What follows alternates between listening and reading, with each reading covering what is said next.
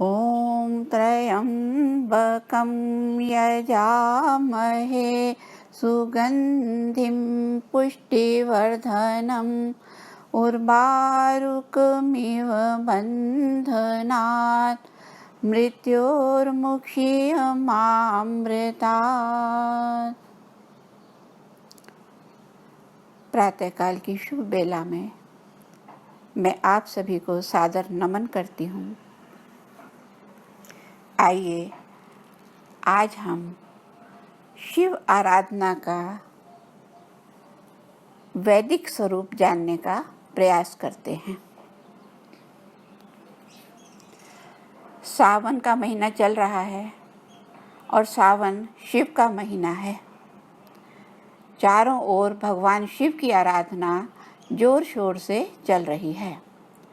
आइए शिव उपासना का महत्व जानने का प्रयास करें। कहते हैं कि शिव की उपासना तो शिवालय में ही संभव है, लेकिन शिवालय केवल ईंट पत्थर का मंदिर भर नहीं है। उपनिषद कहते हैं कि हमारी इंद्रियां बाहर की ओर हैं, इसलिए हमारा मन भी हमेशा बाहरी विषयों की ओर उलझा रहता है। इसलिए शिव को पाने का मार्ग भी हम बाहर की ओर ही ढूंढते हैं। शिवालय बाह्य प्रतीक है और बहुत ही सुंदर प्रतीक है। यह हमें स्मरण कराने का तरीका है। हम जिसे बाहर खोज रहे हैं वह तो भीतर ही है। सच्चाई तो यह है कि हमारा शरीर ही शिवालय है। देह ही वह स्थान है जहाँ शिव तत्व हमेशा प्रकाशित रहता है। इस शरीर में साक्षी के रूप में विद्यमान आत्मा ही शिव है। अतः जब शिव स्वरूप आत्मा शरीर से निकल जाती है तब वह मात्र शव ही रह जाता है। यह आत्मा परम शुभ है और परम कल्याणकारी है।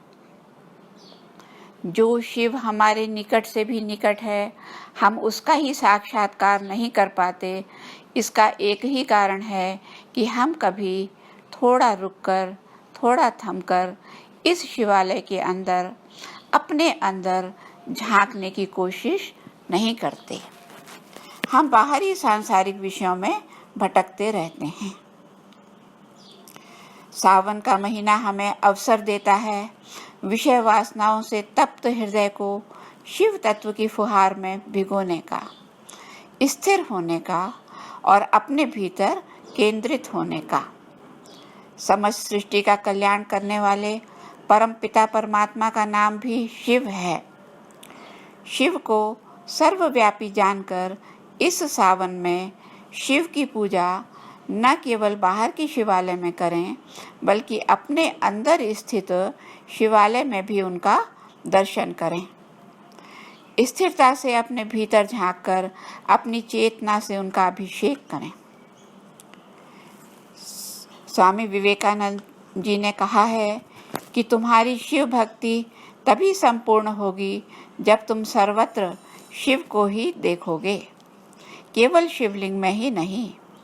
यदि तुम शिव भक्त हो तो तुम्हें सब जीवों में, सब भूतों में उन्हें देखना चाहिए। जो व्यक्ति दुर्बल, निर्धन, रोगी व्यक्ति में भी शिव को देखता है, वही वास्तव में शिव की उपासना करता है।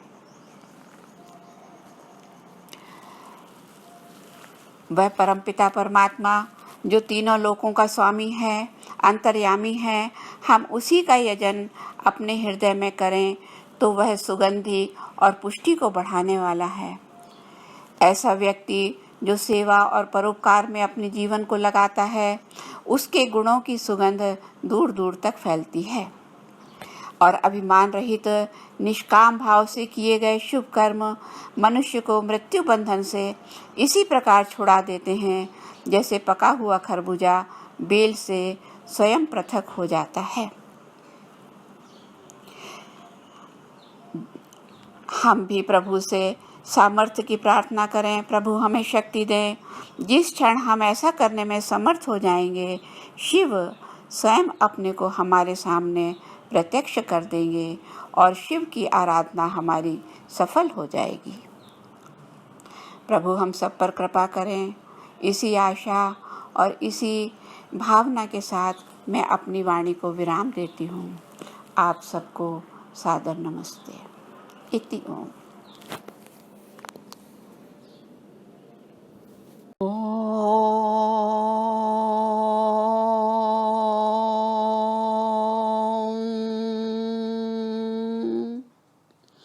ॐ भूर्भुवः स्वः तत्सवितुर्वरेण्यं भर्गो देवस्य धीमहि धियो यो नः प्रचोदयात्। ॐ यो भूतं च भव्यं च सर्वं यश्चाधितिष्ठति स्वर्यस्य च केवलं तस्मै ज्येष्ठाय ब्रह्मणे नमः। उस महान जगदीश्वर को है अर्पित मेरा नम्र प्रणाम, नम्र प्रणाम।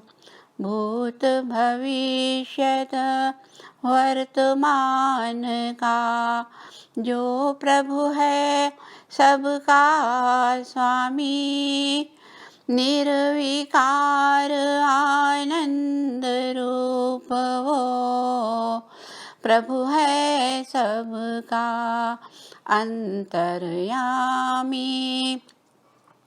पृथ्वी जिसके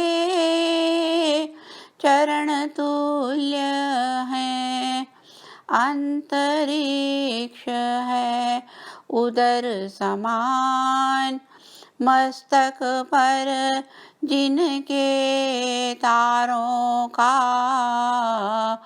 तीन लोक है ज्योतिर्मान। उस महान जगदीश्वर को है अर्पित मेरा नम्र प्रणाम, नम्र प्रणाम।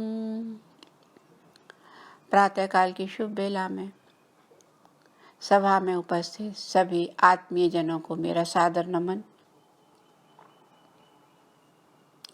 आज हम एक वेद मंत्र के ऊपर विचार करेंगे। वैदिक साहित्य में एक मंत्र आता है जो कि बहुत अधिक प्रचलित है लोक में, और महामृत्युंजय नाम से इस मंत्र को जाना जाता है। मंत्र इस प्रकार है। ओम त्र्यंबकं यजामहे सुगंधिं पुष्टिवर्धनम् उर्वारुकमिव बंधनात् मृत्योर्मुक्षीयमामृतात्।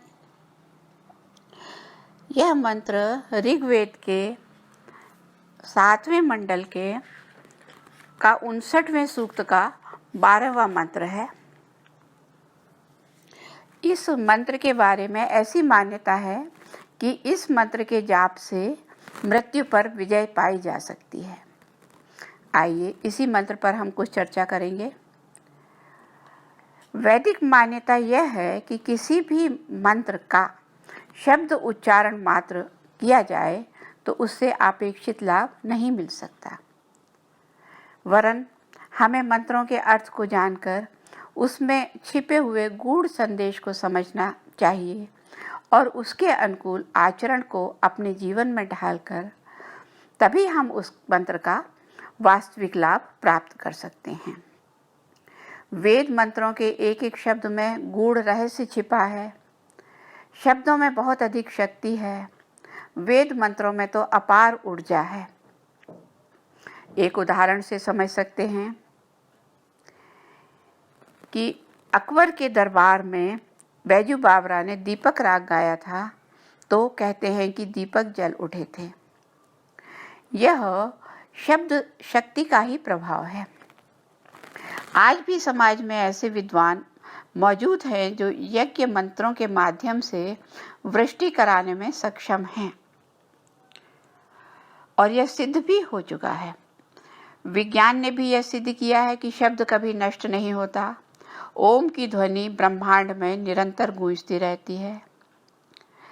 अमेरिकन अंतरिक्ष एजेंसी नासा ने भी यह सिद्ध किया है कि ब्रह्मांड के वायुमंडल में ओम की ध्वनि निरंतर गूंजती रहती है। प्राचीन विद्वान ऋषियों के आशीर्वाद भी फलीभूत होते थे और श्राप भी फलीभूत होते थे। ये सब मंत्र शक्ति या शब्द शक्ति का ही उदाहरण है।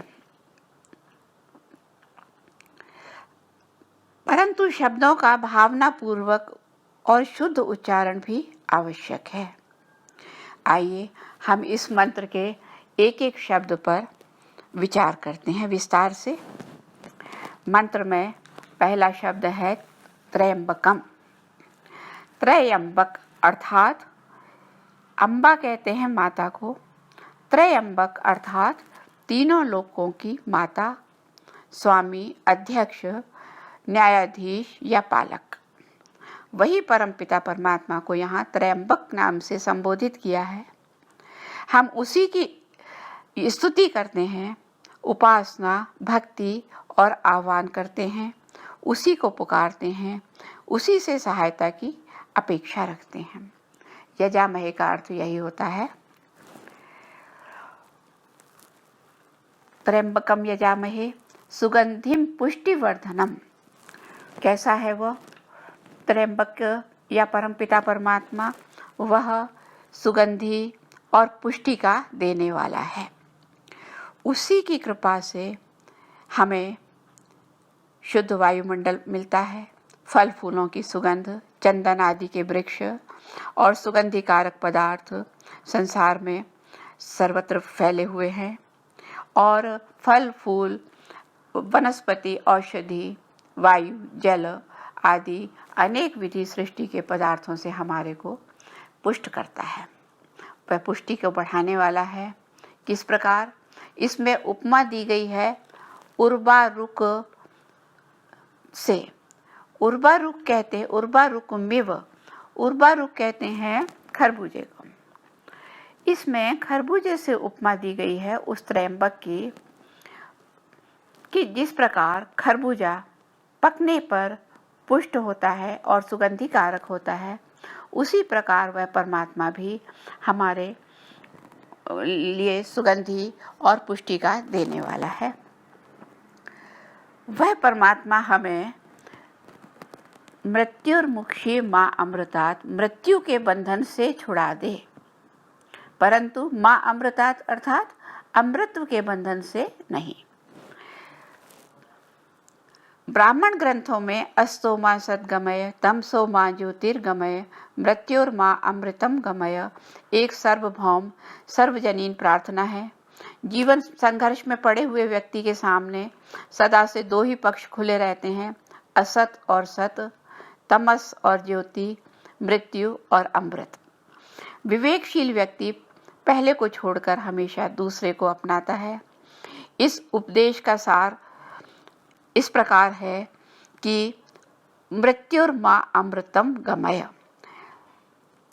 इसी तथ्य को ईश्वर वाणी में इस प्रकार कहा है, हे प्रभु, मुझे मृत्यु बंधन से छुड़ा, अमृत से नहीं। इस मंत्र में भक्त की या प्रार्थी की या मुमुक्षु कहें, मुमुक्षु की ये टेक होती है, परमात्मा से ये पुकार होती है, हे भगवान, मुझे मृत्यु के बंधन से छुड़ा दे, अर्थात मैं मृत्यु विजय प्राप्त कर लूं। आइए सर्वप्रथम तो यह समझना आवश्यक है कि मृत्यु विजय है क्या। हम मृत्यु विजय किसे कहते हैं? देखिए, मृत्यु तो अवश्यंभावी है। जो प्राणी जन्म लेता है उसकी मृत्यु होना निश्चित है, परंतु मृत्यु विजय किसे कहते हैं? मृत्यु जीवन का लक्ष्य अमृत की प्राप्ति है। अमृत की प्राप्ति में जो समय अभीष्ट है उसे आयु कहते हैं और वेदों में यह आयु 100 वर्ष की कही गई है। जीवेम शरदः शतम। अमृतत्व प्राप्त होने के लिए मृत्यु को पास न आने देना ही मृत्यु विजय है। अर्थात यदि हमारा जीवन लंबा होगा, हमारा दीर्घ जीवन होगा, तो हम जीवन में अपने जीवन को सुचारू रूप से जीवन में धर्म, अर्थ, काम और मोक्ष के लिए पुरुषार्थ चतुष्टय के लिए हम प्रयत्न कर सकेंगे। इसलिए इस मंत्र में मृत्यु विजय की कामना की गई है, अर्थात मैं शीघ्र ही मृत्यु के वश में न आऊं। अब इस मंत्र में का विशेषता यह है कि इसमें भक्त को या मुमुक्षु को अपने जीवन की पहचान, अपने जीवन को उर्वर रुख के समान देखे कि उसमें खरबूजे में जो गुण हैं वो अपने जीवन में यदि वह उन गुणों को धारण करता है तो निस्संदेह वह मृत्यु प्राप्त या मृत्यु विजय कर सकता है, अर्थात शीघ्र मृत्यु पाश में नहीं आएगा। तो कुछ विशेषताओं को लेकर के हम खरबूजे का उदाहरण लेकर के उससे हम तुलना करेंगे भक्त के जीवन की, उसके हृदय की, कि वास्तव में वह अमृतत्व को प्राप्त करने का की योग्यता उसने प्राप्त की है या नहीं। हम कुछ उदाहरणों से समझने का प्रयास करेंगे। सबसे पहला जो विशेषता होती है खरबूजे की वो यह है कि वह पकने के ऊपर जब वह पक जाता है तो वह स्वयं डाल से छूट जाता है, अर्थात उसको खींच करके तोड़ना नहीं पड़ता और वह स्वयं डाल से लुढ़क जाता है और पकने के बाद अपने आप पृथक हो जाता है डाल से। और जब पृथक हो जाता है तो उसकी सुगंधी चारों ओर फैल जाती है और उसकी सुगंध से किसान को पता लग जाता है कि खरबूजा पक गया, पका हुआ खरबूजा है खेत में, तो वो उसको जा करके उठा लेता है। तो भक्त को कहा है, भक्त के लिए ये आदेश है कि भक्त भी जिस समय अपने जीवन काल में जब अपने त्रिगुणात्मक प्रकृति से इसी प्रकार ऊपर उठ जाए, इसी प्रकार अलग हो जाए कि उसे तोड़ करके अलग ना करना पड़े, वह अपने आप ही उससे अलग हो जाए, अर्थात सांसारिक भोगों को करने के बाद वो स्वयं ही इनसे ऊपर उठ जाए, इनका त्याग करके और अपनी मंजिल की ओर आगे बढ़ जाए। तो एक तो ये गुण हुआ कि वो खरबूजा स्वयं अपनी डाल से छूट जाता है। तो उसके लिए दूसरा जो है दूसरी पहचान खरबूजे से की यह है कि उसकी गंध, जो परिपक्व फल होता है वह अपने पकने की पहचान अपनी गंध से देता है। उसकी गंध से आसपास का वातावरण सुगंधित हो जाता है। जिस प्रकार इत्र की शीशी का ढक्कन खुलने से वातावरण सुगंधित हो जाता है, इसी तरह डाल से फल अलग हुआ कि चारों ओर सुगंध फैल गई। निष्कर्ष यह निकला कि बिना बंधे सुगंध उत्पन्न नहीं होती और बिना छूटे सुगंध फैलती नहीं है। इसी प्रकार मुमुक्षु को यह देखना है कि तू जीवन की फल, तेरे जीवन की सुगंध, पुण्य गंध दिग दिगांत में व्याप्त हुई या नहीं।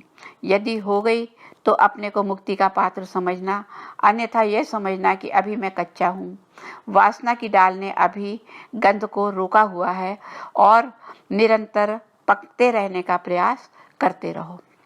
तीसरी पहचान है उसका रंग रूप। जहाँ उसकी अंतरात्मा सुगंध से परिपूर्ण हो, वहाँ बाहर का रंग रूप भी आकर्षक हो, इतना आकर्षक कि निकट आने वाले पर अपना रंग चढ़ा दे। जैसे खरबूजे को देखकर खरबूजा रंग पकड़ता है, खरबूजा अपने उसके पास में दूसरा खरबूजा आने पर वह अपना प्रभाव दूसरे पर डालता है, इसी प्रकार अपने जीवन की परिपक्वता की जांच करना कि तेरी संगति में कोई मनुष्य आए या तेरा पड़ोसी या तेरे आसपास के लोगों पर तेरा रंग चढ़ा कि नहीं, यह जीवन की तीसरी पहचान है। अमीचंद श्रद्धानंद स्वामी दयानंद के संपर्क में आए और उनका जीवन बदल गया। चौथी पहचान यह है कि परिपक्व खरबूजा रस से भरा हुआ होता है। उसमें इतना रस भरा होता है कि वह रस उसमें समा नहीं पाता और फूट कर निकल पड़ता है, बहने लगता है। मानो कह रहा हो कि मेरे रूप रंग सुगंध को ही ना देखो, मेरे हृदय को भी टटोल कर देखो, उसमें रस ही रस भरा है। साधक, तुझे भी यह देखना होगा कि तेरा हृदय स्रोत प्रेम रस से भरा है कि नहीं। यदि यह जनता की प्यास बुझाने को फूट पड़ा है तो समझ कि तेरा हृदय में रस भरा है। यदि तेरा हृदय नीरस है तो यह रंग रूप और यह सुगंध सब दिखावा मात्र है। इसलिए जैसे अंदर है वैसे ही बाहर रहो, हृदय में सरसता हो, जिससे सरस्वती फूट पड़े, जिसका पान करके लोग तृप्त हो जाएं। यद अंतरम तद बाह्यम, अर्थात बाहर से भी आकर्षक और अंदर से सरस।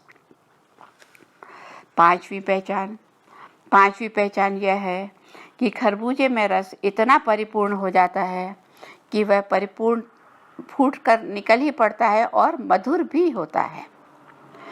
एक एक फाँक चक्कर देखा तो मिश्री जैसा मीठा, और देखते ही देखते एक एक फाँक करके सबको बढ़ जाती है। वाह, क्या मिठास है! न केवल सुगंध ही दूर दूर तक फैली, न केवल रूप रंग ही आकर्षक है, न केवल हृदय ही सरस है, परंतु माधुर्य से भी भरा हुआ है। इसी प्रकार हे जिज्ञासु, यह व्यक्त होने वाली वाणी ही मधुर न हो, उसका मूल स्रोत हृदय भी माधुर्य से भरा हो। जिह्वा अग्रे मधु, जिह्वा मूले मधुलिकम। खरबूजे के पकने की पांचवी पहचान से अपनी जांच कर ले कि तेरा अंतःकरण भी मधुर बना या नहीं। छठवीं पहचान, हे भक्त, खरबूजे के अंदर जहाँ रस है, माधुर्य है, वहीं एक रूपता भी है।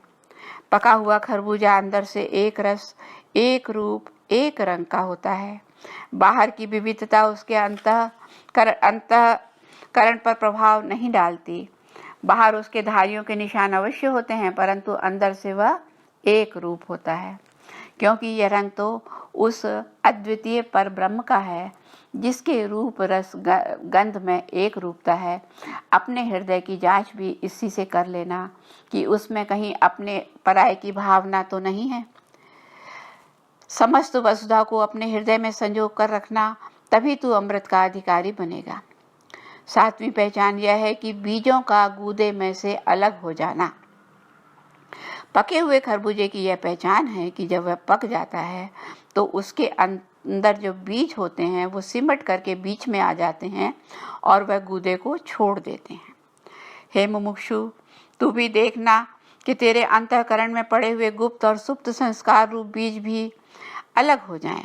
बाह्य आंतरिक किसी भी वासना का एक तार भी मृत्यु बंधन का कारण बन सकता है। अतः जीवन फल को परिपक्व करने के लिए अंतःकरण में पड़े हुए संस्कार बीज को निःशेष कर देना भी आवश्यक है। आठवीं पहचान यह है कि खरबूजे के ऊपर 10 फांकों का होना। यह इस ओर इशारा करता है कि हे मानव, जीवन फल को पकाने के लिए यह तेरे दोनों हाथों की 10 उंगलियां काम आनी चाहिए। इनकी स्पष्ट छाप नजर आनी चाहिए। अन्य किसी व्यक्ति द्वारा पकाए फल की कामना मात्र भी न करे। कृतम में दक्षिणे हस्ते जयो में सव्य आहितः। मेरे दाएं हाथ में पुरुषार्थ हो और बाएं हाथ में सफलता हो। मेरे पुरुषार्थ का फूल मैं स्वयं भी उपभोग करूं, औरों को भी कराऊं। खरबूजे के छिलके पर 10 फांकों के चिन्ह 5 ज्ञानेंद्रियां और 5 कर्म इंद्रियों के पुरुषार्थ से भी हैं, परंतु पुरुषोत्तम वही है जो इस फल की कामना से भी ऊपर उठ करके रहता है। पुरुष सूक्त में ऐसे व्यक्ति को अत्यतिष्ठ दशांगुलम कहा है। दशांगुल छिलके का अतिक्रमण करके ही उसके अंदर भरे हुए मीठे रस का स्वाद ग्रहण कर सकता है। निसंदेह प्रकृति रूपी छिलके को अलग करके ही ब्रह्मानंद का रस लिया जा सकता है। हमारे अंतर हृदय में बहने वाला रस भी नाभि केंद्र से ठीक 10 अंगुल अतिक्रमण करके ही रहता है। यदि उसका पान करना है तो हमें भी अपनी मतलब पुरुषार्थ के बाद में जो फल मिला है उसकी वासना से ऊपर उठकर ही हम उसका अनुभव कर सकते हैं। 9वीं पहचान क्या है? 9वीं पहचान यह है कि जिस प्रकार खरबूजे की बेल अपने आसपास के वृक्ष या समीप के आश्रय पर फैल जाती हैं और उसमें जो तंतु निकल आते हैं वो जड़ें जमा लेते हैं और उससे भोजन लेते हैं, उससे बेल फलती फूलती है। परंतु एक तंतु ऐसा होता है जो फल के मूल में लगा रहता है और जब वह सूखने लगता है तब वह फल के पकने की सूचना माली को देता है। इसी प्रकार मृत्यु की यह बेल जिसमें हम सब खरबूजे की तरह जुड़े हुए हैं, प्रकृति पंजे को जमाकर भोजन लेती है, पानी लेती है, परिपक्व होती है और जब जीवन फल के तृष्णा तंतु सूखने लगें तो समझ लेना कि अब छूटने का समय निकट आ गया है। गृहस्थ आश्रम से वानप्रस्थी बनने की यह एक पहचान है। बालों के पकने के साथ साथ वासनाएं भी पककर झड़ जाना चाहिए, तभी तू मोक्ष का अधिकारी, मोक्ष का पात्र बन सकेगा। 10वीं पहचान यह है कि यदि कच्चे फल को उंगली से इशारा करेंगे तो वह सड़ जाएगा। हाथ से छुओ, इधर उधर रखो तो कुछ नहीं बिगड़ता, परंतु उंगली दिखाने से फल सड़ जाता है। हे मुमुक्षो, तुम सावधानी बरतना, कोई ऐसा कार्य न कर बैठना कि लोगों की उंगली तुम्हारी तरफ उठने लगे, नहीं तो तेरा जीवन फल मुरझा जाएगा। साधक, देखना कि उंगली उठी नहीं कि जीवन फल मुरझाया।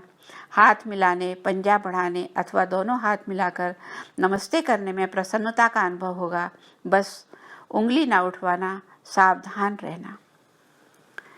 इस प्रकार हमने 10 खरबूजे की विशेषताओं की तुलना मुमुक्षु के जीवन से करने का प्रयास किया। मुमुक्षु अपने जीवन में यह देखे कि वास्तव में उसके अंदर जो पके हुए खरबूजे में जो गुण हैं वो गुण उसके जीवन में प्रकट हुए या नहीं। यदि उसके जीवन में वह गुण प्रकट हुए तो समझिए कि वह मृत्यु विजय का अधिकारी है। और मृत्यु विजय का अधिकारी होना ही मृत्यु को शीघ्र प्राप्त न, मृत्यु के पास में शीघ्र न आने को ही हम मृत्यु विजय या मृत्यु बंधन से छूटने की प्रार्थना प्रभु से करते हैं।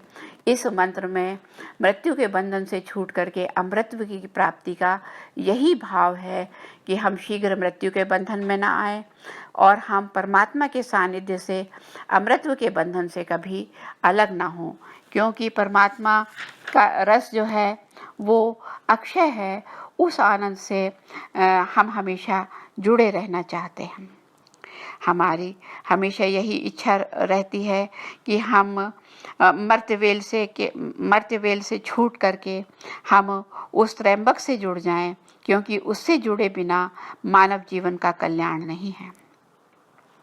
प्रभु कृपा करें, हम सबको की कामना, हमारी इच्छा पूर्ण हो, हमें प्रभु का आशीर्वाद प्राप्त हो और हम अपने मनोरथ को सिद्ध कर सकें। इसी कामना के साथ और इच्छा के साथ मैं आप सभी का बहुत बहुत धन्यवाद करती हूँ। आपने मेरे वचनों को ध्यान से सुना। आप सबका बहुत बहुत आभार। धन्यवाद। नमस्ते।